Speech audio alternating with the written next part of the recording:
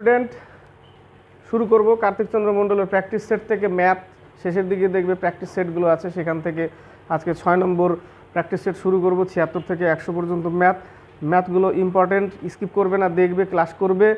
আর যদি ভালো লাগে তাহলে অবশ্যই লাইক করবে, শেয়ার করবে, কমেন্ট বক্সে কমেন্ট করবে এবং যদি পারো সাবস্ক্রাইব করবে। ঠিক আছে? ম্যাথগুলো খুব একটা সহজ ম্যাথ না, আবার খুব কঠিনও না, তবে খুব সুন্দরভাবে বোঝাবো, সুন্দরভাবে একদম ইজিভাবে বোঝাবো যেন বাচ্চারা বুঝতে পারে সেইভাবে বোঝাবো। ঠিক আছে? তাহলে শুরু করছি ক্লাস 6 নম্বর প্র্যাকটিস সেট 76 থেকে ম্যাথ। প্রথম ম্যাথ দেখো 76 থেকে 78 নম্বর ম্যাথ। 76 নম্বর ম্যাথটা পড়ো যে সম্ভাব্য ক্ষুদ্রতম 3 দশমিক স্থান পর্যন্ত সংখ্যাটি কত হতে পারে বলেছে। ঠিক আছে? এর মধ্যে উত্তর কোনোটিই না, কিন্তু উত্তর কত হতে পারে? উত্তর হবে হচ্ছে এত উত্তর, কিন্তু উত্তর তো নেই, ডি নম্বরে অ্যান্সার আছে। সম্ভাব্য 0.001, 3 অঙ্কের সংখ্যা এটাই, তাই না? সম্ভাব্য ক্ষুদ্রতম 3 দশমিক স্থান পর্যন্ত সংখ্যাটি কত? এখানে দেখো সবগুলো 3 দশমিক দিয়েছে, কিন্তু সম্ভব, এটাই তো সম্ভব, তাই না? 0.001 এটাই সম্ভব, ক্ষুদ্রতম, এটা ক্ষুদ্রতম। এর নিচে আর আছে কি? এর নিচে নাই, এটাই ক্ষুদ্রতম 3 অঙ্কের। তো উত্তর হচ্ছে এটা, কিন্তু এখানে উত্তর কোনোটি না দিয়েছে। উত্তর কোনটা হবে? কোনোটি না, ডি নম্বর। 77 দেখো, 77-এ √72 থেকে কত বিয়োগ করলে √32 হয়? ধরে নিলাম এক্স বিয়োগ করলাম, √32 হলো। এবার একে কি করবে? ভাঙো, একে লসাগু করো। লসাগু করলে কত হবে?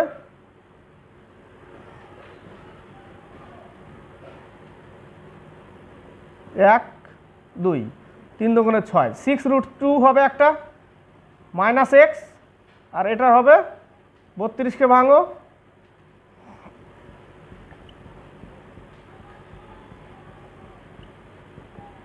4√2, তাই না? Equal to 4√2। এবার হচ্ছে এই জায়গাটা খান, এগুলো মিটিয়ে দিচ্ছি। ঠিক আছে? 4√2 হলো। এবার কি করবো আমি? এই এক্সটাকে ওই পাশে নিয়ে গেলে এক্স থাকবে, শুধু 6√2 থেকে 4√2 বিয়োগ করতে হবে, তাহলে থাকবে হচ্ছে 2√2। এটা হচ্ছে উত্তর, 2√2। লসাগু করে ভেঙে বিয়োগ করলাম। ক্লিয়ার? এবার হচ্ছে 78, এটা √ওভারের মধ্যে দিয়েছে, সবাই পারবে কম বেশি। 16/36 প্লাস 1/4, এর বর্গমূল কত? 4 লেখো। এর বর্গমূল কত? 6 প্লাস এর 1-এর বর্গমূল 1, 4-এর বর্গমূল 2, √ওভার উঠিয়ে দিলাম, বর্গমূল নিয়ে চলে আসলাম। এবার এটা লসাগু করো। লসাগু কত? 6, তাহলে 4 প্লাস 3, তাহলে 7/6 হচ্ছে উত্তর। কত উত্তর? 7/6। ক্লিয়ার? 7/6।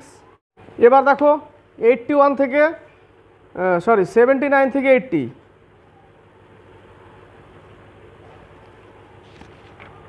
79 আর 80 নম্বর বলেছে 3টি পরস্পর মৌলিক সংখ্যার মধ্যে প্রথম দুটি সংখ্যার গুণফল 551 ও শেষ দুটি সংখ্যার গুণফল 1073। সংখ্যা তিনটির যোগফল কত? সংখ্যা তিনটির যোগফল কত? কিন্তু প্রথম দুটি সংখ্যার গুণফল দিয়েছে 551, 79। প্রথম দুটি সংখ্যার গুণফল দিয়েছে 551 দিয়েছে দুটি সংখ্যার গুণফল, কিন্তু দুটি আবার কি সংখ্যা? মৌলিক সংখ্যা। বলেছে 3টি পরস্পর মৌলিক সংখ্যা। ঠিক আছে? তো বলে দিয়েছে পরস্পর মৌলিক সংখ্যা, এদের গুণফল কত? 551। এখান থেকে আমাকে একটু ব্রেনে কাজ করাতে হবে যে এই সংখ্যাটা যে গুণফল, কার কার গুণফল? একটা হচ্ছে 19-এর গুণফল, 19 আর 29-এর গুণফল, তাই না? তাহলে একটা সংখ্যা 29 আর একটা সংখ্যা 19 আর একটা হচ্ছে 29, এই দুটো গুণ করো, দেখো 551। এইটুকু তোমাকে মাথাতে বের করতে হবে। এইটুকু যদি বের করতে না পারো তাহলে তোমার অঙ্ক তুমি আনতে পারবে না চট করে। বোঝাতে পারলাম? ঠিক আছে? তাহলে দুটো সংখ্যার গুণফল হচ্ছে 551 ও শেষ দুটি সংখ্যার গুণফল 1073। লাস্টে বলেছে 3টি সংখ্যার যোগফল কত? তাহলে শেষ দুটো বলতে এখান থেকে ধরতে হবে একটা দুটো, তাহলে 29 আর একটা কত? 1073। তাহলে কত ধরবো যে এককের অঙ্ক 3 আসবে? 1073 দেখো এখানে 37 আমি ধরেছিলাম, আমি ধরে নিয়েছিলাম 37, 37-এর সাথে যদি আমি গুণ করি তাহলে এই দুটো গুণ করলে এটা হচ্ছে, আবার এই দুটো গুণ করলে 1073 হচ্ছে, 1073 হচ্ছে 29 আর 37 গুণ করলে। ক্লিয়ার, বোঝাতে পারলাম? এইটুকু তোমাকে এই অঙ্কটা ঘেটে করতে হবে, ঠিক আছে? তো সংখ্যা তিনটির যোগফল, তাহলে গুণ করে দেখো তোমরা, 1073 হবে, ঠিক আছে? 7 নং 63, 6, 3 নং 27, 6 33, 7 দুগুণে 14, 1 3 দুগুণে 6 আর 1 7, 1073 হলো। তাহলে ক্লিয়ার হলো, তাহলে 1073, ঠিক আছে? তাহলে এখানে আরেকটা কত, 37, তাহলে এই তিনটে সংখ্যার যোগফল কত বলেছে, তাহলে এই জায়গাটা কত হবে, 19 আর হচ্ছে 37, এগুলো যোগ করে দিলে যা হবে তাই 85 হবে। 18 19 20 5 1 25 2 5 6 7 8, 85 অ্যান্সার। কত অ্যান্সার? 85। বি নম্বরে দেখো, এবার 80 নম্বর, 80 যে 3 জন বন্ধুর গড় বয়স 32 বছর, যদি এদের বয়সের সঙ্গে আরও এক বন্ধুর বয়স যোগ করা হয় তাহলে গড় বয়স 1 বছর কমে যায়, মানে 32 থেকে হয়ে যাবে 31। কখন? যদি আরেকজন আসে, 3 জন ছিল অলরেডি, তখন তাদের গড় বয়স ছিল 32, কিন্তু আরেকজন আসাতে 32-এর জায়গায় হয়ে গেল 31, তাহলে কজন হলো? আরেকজন আসাতে 4 জন হলো, তাহলে 4 জনের গড় বয়স কত হলো? 31, আর আগে 3 জনের গড় বয়স কত? 32। বাস, বিয়োগ করে দাও, গুণ করে দুটো থেকে বাদ দিয়ে দাও, তাহলে আগে 3 জনের ছিল 32 গড়, তাহলে টোটাল হয়ে যাবে 96। পরে আরেকজন আসলো, তার মানে 4 জন হয়ে গেল, গড় 32-এর জায়গায় 1 কমে গেল, তার মানে 31 হয়ে গেল গড়, তাই না? 4 1 4, 3 4 12, তাহলে পরে 4 জনের হলো এত, আগে 3 জনের ছিল এত, তাহলে মিডিলে যে আসলো তার বয়স কত? তাহলে বিয়োগ করলে আমি পেয়ে যাব 28 বছর। আরেকজনের বয়স 28, যে যার চেয়েছে তার 28 বছর, ওই বন্ধুটির বয়স কত? 28 বছর। বি নম্বর। এবার দেখো 81 থেকে 82, মানে দুটো করে নিয়েছি, কখনো 3টে করে ম্যাথ। তো 81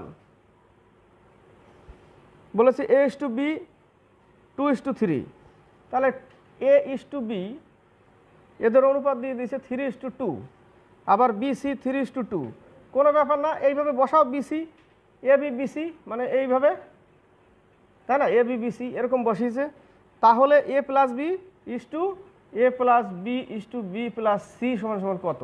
অনুপাত বের করতে বলেছে। তাহলে আমরা কি দ পদ্ধতি করে দিই, এটাই তো, A/B B/C, দ পদ্ধতি করতে পারি আমরা। তাহলে 3 3 9 6 4, তাহলে এটা হচ্ছে A, এটা হচ্ছে B, এটা হচ্ছে C। ক্লিয়ার? ABC হলো। এবার A + B কত? 9 আর 5 6 কত? 15, যোগ করে দিলাম সরাসরি। আর BC কত? 6 আর 4 10, তাই না? 3 5 15, 5 2 10, 3:2, এ নম্বর অ্যান্সার। ক্লিয়ার? এবার হচ্ছে 82 তো দেখো, একটি বাক্সে 1 টাকা 50 পয়সা ও 25 পয়সার মুদ্রা মিলিয়ে মোট 56 টাকার মুদ্রা আছে। 50 পয়সার মুদ্রার সংখ্যা 25 পয়সার মুদ্রার সংখ্যার দ্বিগুণ। আমি আগে এই জায়গাটা, যে এটা 1 টাকা, এটা 50 পয়সা, এটা 25 পয়সা, এবার নিচের থেকে একটু ক্লিয়ার করে নিচ্ছি যে 50 পয়সার মুদ্রার সংখ্যা 25 পয়সার মুদ্রার সংখ্যার দ্বিগুণ, অর্থাৎ এ যদি x হয় তাহলে এ হবে 2x। ক্লিয়ার? আবার বলেছে এবং 1 টাকার মুদ্রার সংখ্যার 4 গুণ, তার মানে 1 টাকা যদি x হয়, এ হবে 4x, কিন্তু এর আবার 2 গুণ, তাহলে এ হবে 2x। ক্লিয়ার? এবার মিলাও নিচ থেকে, নিচেরটুকু দেখো যে 25 পয়সার মুদ্রার সংখ্যার 2 গুণ হচ্ছে 50 পয়সা, 2 গুণ 50 পয়সা। ক্লিয়ার এই পর্যন্ত? আবার 1 টাকার মুদ্রার সংখ্যার 4 গুণ। ক্লিয়ার? এখানে অনুপাত আছে, ঠিক আছে? এবার মুদ্রা সংখ্যার অনুপাত এগুলো। এবার আমি কি করব? অনুপাত। এবার আমি অঙ্কটা সাজাচ্ছি, x টাকা হচ্ছে x অনুপাতে 1 টাকা প্লাস 4x অনুপাতে 50 পয়সা, একে টাকা করো, প্লাস 2x অনুপাতে 25 পয়সা, একে টাকা করো, ইকুয়াল টু 56 টাকা। ক্লিয়ার? সবগুলোকে টাকা করে দিলাম, টাকা করে দিয়ে 56 লিখলাম। এবার কেটে তুমি বাদ দিয়ে দাও, ছোট করে দাও।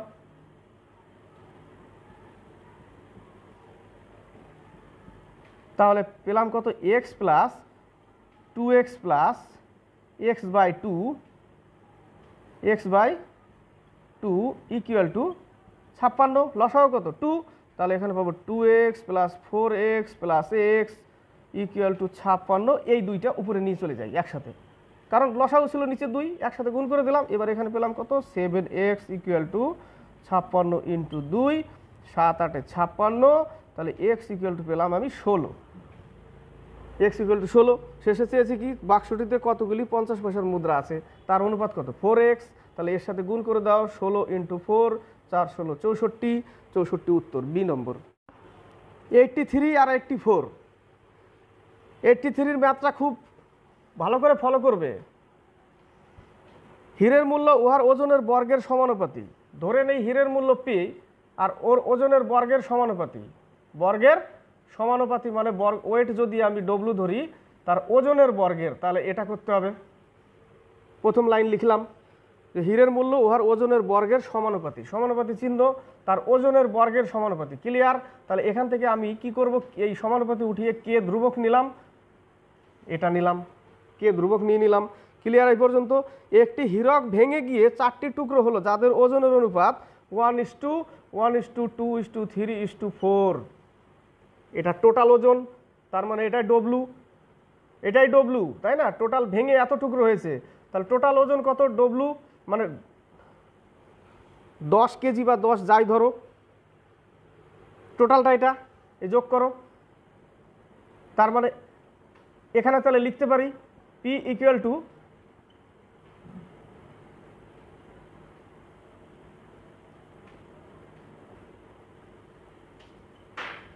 ডব্লুর এত স্কোয়ার, এটা লিখতে পারি উপরের লাইন অনুসারে লিখলাম। ক্লিয়ার?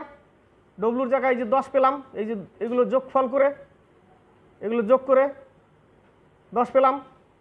এবার বলেছে আবার যে ভেঙে গিয়ে 4টি টুকরো হলো যাদের ওজনের অনুপাত এত, যদি হীরকটি ভেঙে যাওয়ার ফলে 70,000 টাকা ক্ষতি হয় তাহলে হীরকটির আসল মূল্য কত? হীরকটির আসল মূল্য কত? অঙ্কটা কোথা থেকে দিয়েছে জানো? অঙ্কটা লুসেন্টের হিন্দি বই থেকে অঙ্কটা তোলা। লুসেন্টের হিন্দি বইয়ে এই অঙ্কটা আছে, ঠিক আছে? এটার একটু বড় আকারও আছে, একটু শর্ট করেও দেওয়া আছে।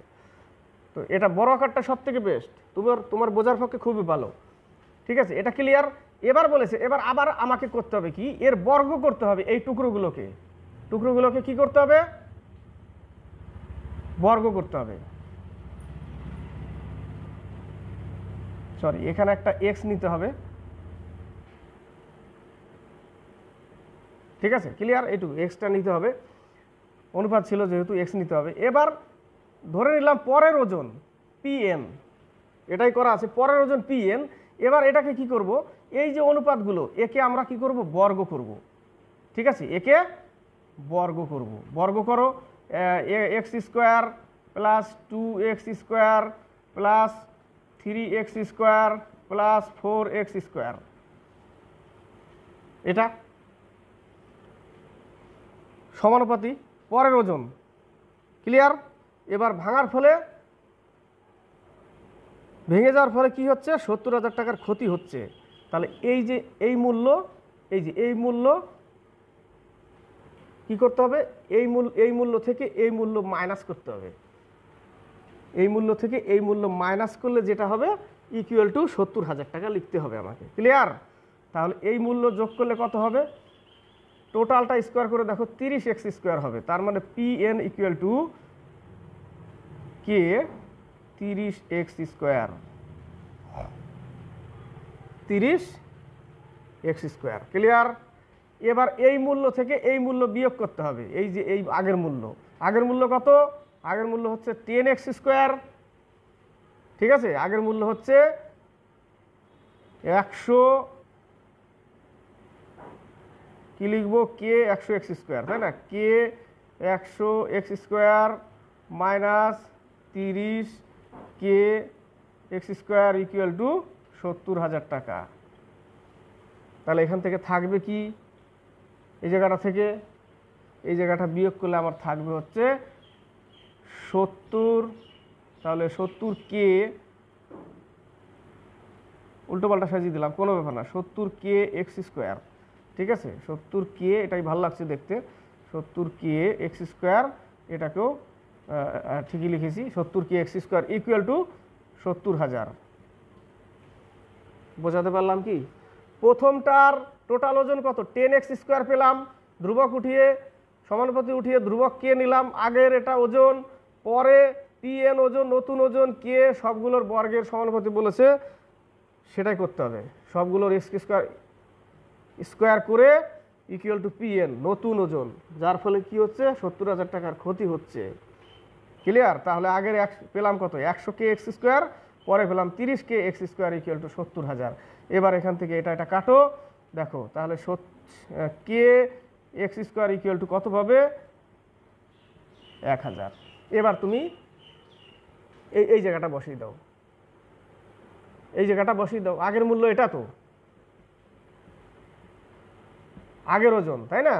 এটা হচ্ছে আগের ওজন বা পি সমান মূল্য। কি বলেছে? তাহলে হিরোক্সের আসল মূল্য কত? এটা আগের মূল্য, ওটা আগের মূল্য।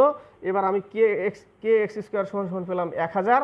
এবার এটাকে ভাঙো 100 কে এক্স স্কোয়ার, তাহলে 100 কে এক্স স্কোয়ার, কে এক্স স্কোয়ারের মান কত? এত। তার মানে আগে পি ইকুয়াল টু এত, এই জায়গাটা ওই মানটা বসাও।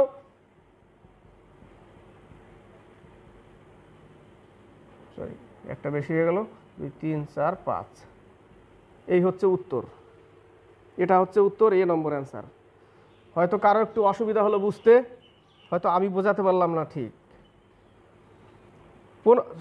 84 15% ও 40% গাঢ়ত্বের দুটি চিনির দ্রবণকে কি অনুপাতে মেশালে নতুন দ্রবণের গাঢ়ত্ব হবে?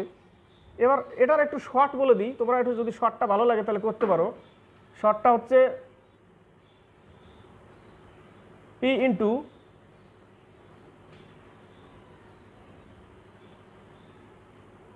সরি শর্টটা দেখেছো? শর্টগুলো কিন্তু মনে থাকে না চট করে, ঠিক আছে? ওটা ছেড়ে দাও, শর্টগুলো মনে থাকবে না, কারণ শর্ট প্রশ্ন যদি বারবার প্রশ্ন না করতে পারি তাহলে ওগুলো মনে থাকে না। ডিটেলসটা ঠিক মনে থাকে, পরীক্ষার হলে ঘুরে ফিরে এই লাইনে চলে আসবে আবার অঙ্ক করতে, ঠিক আছে? ওটা ছেড়ে দিলাম, মনে পড়ছে না সঠিকটা।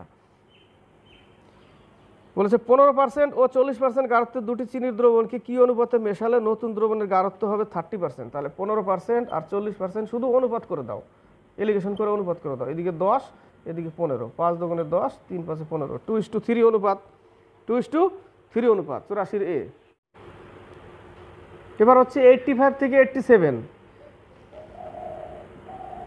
85 দেখো, একটি কলমের মূল্য 30% বৃদ্ধি পায়, কলমের মূল্য পূর্বের মূল্যের সমান করতে বর্তমান মূল্য হ্রাস করতে হবে। দেখো বৃদ্ধি বললে কি করি আমরা, অনেকে অনেকভাবে করে, r/100 প্লাস r ইন্টু 100, এই একটা সূত্র। আবার যদি হ্রাস বলে, ঠিক আছে, তাহলে আমরা কি করব, r/100 মাইনাস r ইন্টু 100। যেহেতু এখানে 30% বৃদ্ধি বলেছে, তাহলে আমাকে উপরের ফর্মুলায় যেতে হবে। তাহলে 30/130 ইন্টু 100, 0 0 কেটে দাও, 13 দিয়ে তোমাকে 300কে ভাগ করতে হবে। 13 দুগুণে 26, 3 13 39, এত পার্সেন্ট, 23.1 এর 13%। বুঝতে পারলাম? বৃদ্ধি বললে এই ফর্মুলা ইউজ করতে হবে, হ্রাস বললে এই ফর্মুলা ইউজ করতে হবে। ক্লিয়ার? এবার হচ্ছে 86 এর ম্যাথটা দেখো, যে একটি সংখ্যার 25%-এর সঙ্গে 150 এর 30% যোগ করা হলো। একটি সংখ্যার ধরে নেই এক্স, তার 25%-এর সঙ্গে কি করতে বলেছে, 150 এর 30% যোগ করতে বলেছে। যোগফল কত বলেছে? লাস্টে 75। এটা ক্যালকুলেশন করো, 4 25 100, 0 0 গুলো কেটে দাও, তাহলে x/4 প্লাস 45 ইকুয়াল টু 75। এই 45 কি করতে হবে, এই যে 3 15 45, ওই পাশে গেলে আবার 30 থাকবে, মাত্র কি থাকবে 30 থাকবে। তাহলে x ইকুয়াল টু 3 4 12, বজ্রগুণন করে দাও, 120 উত্তর। এবার হচ্ছে 87 এর অঙ্কটা দেখো, খুব সুন্দর করে ভালো করে ফলো করবে, ঠিক আছে? ভালো করে ফলো করবে এবং ধরবে কি করছি আমি ওই জায়গাটা। এটা হচ্ছে কিউ, এটা হচ্ছে পি, ঠিক আছে? পি এর আয় কিউ এর অপেক্ষা 150% বেশি। পি এর আয় কিউ এর অপেক্ষা 150% বেশি, তাহলে কিউ যদি 100 হয় তাহলে পি হবে 150। ক্লিয়ার? আবার বলেছি কি যে আর এর আয় অপেক্ষা 25% বেশি, তার মানে বলেছে যে কিউ এর থেকে পি 150% বেশি এবং আর এর থেকে পি 25% বেশি। সেকেন্ড লাইনে সেটা বলেছে আবার আর এর থেকে 25% বেশি, তাহলে আর যদি 100 হয় তাহলে পি এই জায়গাটা 125 মিলিয়ে দেখো। ওটাই বলেছে যে পি এর আয় কিউ অপেক্ষা 150% সরি 50% বেশি, তাহলে কিউ 100 হলে পি 150। আবার নেক্সট লাইনে বলেছে এবং আর এর আয় অপেক্ষা 25% বেশি, আর এর আয় অপেক্ষা 25% বেশি কে? পি। তাহলে দুই জায়গায় দুটো লিখলাম, এই জায়গাটা লিখলাম যে পি এর আয় আর অপেক্ষা 25% বেশি আর পি কিউ থেকে 150% বেশি। এবার এখান থেকে তুমি অনুপাত বের করে নাও। অনুপাত বের করলে এখানে দেখো 10:15, 150% বেশি সরি 50% বেশি আছে না, একজন 10 একজন 15, 50% বেশি আছে। এই জায়গাটা কি করতে হবে? 25% বেশি করতে হবে। তাহলে 4 25 100, 5 25 125, এর অনুপাত কত? 10:15। ঠিক লেখা আছে, 50% বেশি আছে, 15 আছে মানে 50% বেশি, 5 বেশি আছে না, একটা 10 আছে একটা 5 15 আছে, 5 বেশি মানে কি 50% বেশি আছে। এ আবার কত পার্সেন্ট আছে বেশি? 1 বেশি আছে। কত? 4 1 বেশি মানে ঠিক বেশি আছে, তাই না? ঠিক কত বেশি আছে? 25% বেশি আছে। কিন্তু একে অনুপাত 25% যদি বেশি করি তাহলে একে করব 4x3 আর একে করব 5x3, তাও দেখো 12 আর এই হবে 15, কারণ পি কে 15, তো পি তো 15 আনতে হবে, নিয়ে এসছি পির মান 15, নিয়ে আসলাম পি এর মান 15। ক্লিয়ার? পি এর মান কিন্তু 15 নিয়ে আসলাম, দেখো তবুও 25% বেশি আছে। এ 12 এ 15, তাহলে কত বেশি? 3 বেশি। তাহলে কততে 3 বেশি? 12তে 3 বেশি। দেখো 3 4 12, 4 25 100, ওই যে 50% বেশি আছে, এই যে ক্লিয়ার 50% বেশি আছে। এবার কাটটা বলেছি শেষে বলেছি কিউ ও আর এর অনুপাত, এই যে 10 আর 12 অনুপাত, তার মানে একদিকে 10:12, 5:6, 5:6 উত্তর। অঙ্কটা যদি ধরতে না পারো অঙ্ক সব গুলিয়ে মিলিয়ে যাবে। ক্লিয়ার? কিউ আর পি 50% বেশি 150, আর পি 25% বেশি, এখান থেকে 4:5 অনুপাত, ঠিক আছে। কিন্তু এ তো 15 অনুপাত, একে 15 করতে গেলে এর সাথে 3 গুণ করো, এর সাথে 3 গুণ করো, 15 হয়ে গেল। এর সাথে 15 করতে গেলে এর সাথে 3 গুণ করতে হবে, তাহলে 15। তার মানে এর অনুপাত এই অনুপাত সেম চলে আসলো এবার, ঠিক আছে। কিন্তু একে আবার 12 করলাম, তারপর দেখো 25% বেশি আছে, এই যে হিসাব করে দেখালাম এই জায়গাটা। তাহলে কিউ আর এর কিউ কত? 10 আর কত? 12, অনুপাত 5:6। এবার হচ্ছে 88 আর 89, 88 দেখো বলেছে একটি নির্বাচনী কেন্দ্রে 20% ভোটার ভোটদানে বিরত ছিলেন, তার মানে টোটাল ভোটার ছিল 100, 20% বিরত ছিল মানে 80 জন ভোট দিয়েছে। ক্লিয়ার? এবার বলেছে বিজয়ী প্রার্থী প্রদত্ত ভোটের 70% পেয়ে, প্রদত্ত ভোট বলতে কত? 80% ভোট দিয়েছে, তার 70% মানে 80 জন ভোট দিয়েছে, তার 70% ভোট পেয়েছে। তার 70% ভোট পাওয়া মানে কি? সে 56টা ভোট পেয়েছে 80টার মধ্যে, 80টার মধ্যে 56টা ভোট পেয়েছে। তাহলে বাকিটা যে হেরেছে সে পেয়েছে কতটা? 24টা। দুটো মিলেই তো 80 হয়ে গেল, তাই না? 24টা যে এটা হচ্ছে জেতা পার্টি, এটা হচ্ছে হারা পার্টি। ক্লিয়ার? পাতি বাংলা। তো এই জিতেছে 56টা ভোট পেয়েছে আর এ পেয়েছে 24টা ভোট। তো জেতা হার করতে গেলে কি করতে হবে? এ তো 24টা, তাহলে বাদ দিতে হবে এখান থেকে 24টা। তাহলে বাদ দিলে কত পাবে? 56 থেকে 24 বাদ দিলে 32%, তার মানে 32% ইকুয়াল টু এই যে 4960। বুঝতে পারলাম? হারাহারি জিতাজিতি করলে কি করতে হবে? আমি 56টা পেয়েছি, তুমি 24টা পেয়েছো, তো কটাতে হেরেছো? 32টা হেরেছো, ওটাই 32% ইকুয়াল টু এত। তাহলে এই পার্সেন্টেজ উঠিয়ে নিচে 32 লেখো, তাহলে কতগুলো ভোট ছিল বেরিয়ে যাবে। তাহলে 4 8 32, 4 25 100, 6 8 48, 8 2 16। এটা গুণ করলে 620 আর 25 গুণ করলে 15,500 হয় উত্তর। 15,500 উত্তর। ক্লিয়ার? এবার হচ্ছে 89। একটি শ্রেণীর 45% ছাত্রছাত্রী পদার্থবিদ্যা। টোটাল ছাত্রছাত্রীর মধ্যে মানে 100 জনের মধ্যে 45% টোটাল হচ্ছে 100 জন, ঠিক আছে। তার 45% ছাত্র কিসে, 45% ছাত্র কিসে, পদার্থবিদ্যা। 52% রসায়ন, 17% উভয়, 17% উভয়। আমার টোটাল কত? 100 জন। তাহলে আমার এখানে টোটাল কত? 97 পদার্থ আর রসায়ন মিলে 97। তাহলে আমার উভয় কত? 17, 17%। তাহলে 17% যদি আমি এখান থেকে বাদ দিই তাহলে আমার থাকছে কত? 80। কি থাকছে? পদার্থ আর রসায়ন আলাদা আলাদা। টোটাল ছাত্র কত? 100। তাহলে এই 100 থেকে যদি এই পদার্থ আর রসায়ন, এটা তো 17% তো উভয়, দুটোই পড়ে, পদার্থ পড়ে রসায়নও পড়ে, এখান থেকে আমি বাদ দিয়ে দিলাম। তাহলে আমার 80টা পেলাম কি? পদার্থ আর রসায়ন। আলাদা আলাদা লোক আছে ওর মধ্যে। টোটাল কত আমার? 100 জন। তাহলে এই দুটো লোক যদি বাদ দিয়ে দিই আমি ওখান থেকে, তাহলে টোটাল লাস্টে কত পড়ে থাকবে? 20। তাহলে ছাত্রছাত্রী রসায়ন এবং 17% ছাত্র উভয় বিষয়ে পড়াশোনা করে। শতকরা কত ভাগ ছাত্রছাত্রী পদার্থবিদ্যা রসায়ন পড়ে না? পদার্থ রসায়নবিদ্যা পড়ে না। শতকরা কত? 20 জন। শতকরা মানে 20%। শতকরা কত ভাগ ছাত্রছাত্রী পদার্থবিদ্যা রসায়ন পড়ে না? 20 ভাগ। ক্লিয়ার? একটু চাপ, এইগুলো অঙ্ক কিন্তু একটু টাফ হয়, ঠিক আছে, একটু টাফ হয়, বুঝতে হবে কি করতে হবে আমাকে, একটু টাফ হয়। ক্লিয়ার? এবার হচ্ছে 91 92।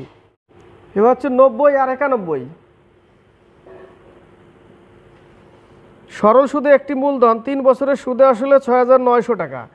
3 বছরে 6,900 টাকা। আবার বলেছে 6 বছরে 7,800 টাকা সুদে আসলে। বার্ষিক সরল সুদের হার কত? প্রশ্নটা পড়ো। তাহলে এখান থেকে এখানে আসছে 3 বছর গ্যাপ, তাহলে 3 বছরে বেড়েছে কত? ওটা যদি আমি বার করি, এখান থেকে বের করে নিই, 900 টাকা, তাই না? 3 বছরে 900 টাকা, তার মানে এই 900 টাকাটা এর ভিতরে এখান থেকে অঙ্ক আসে আসল কত। তাহলে এই 900 টাকা যদি আমি বাদ দিয়ে দিই এখানে, তাহলে ওই আসল 6,000 টাকা। ক্লিয়ার? আসলটা 6,000 টাকা। তাহলে 900 টাকা 3 বছর থেকে যখন 6 বছরে এসছে তখন হয়েছে এই টাকাটা, কিন্তু কত টাকা বেড়েছে? 900 টাকা। তার মানে প্রত্যেক 3 বছরে 900 টাকা বেড়েছে।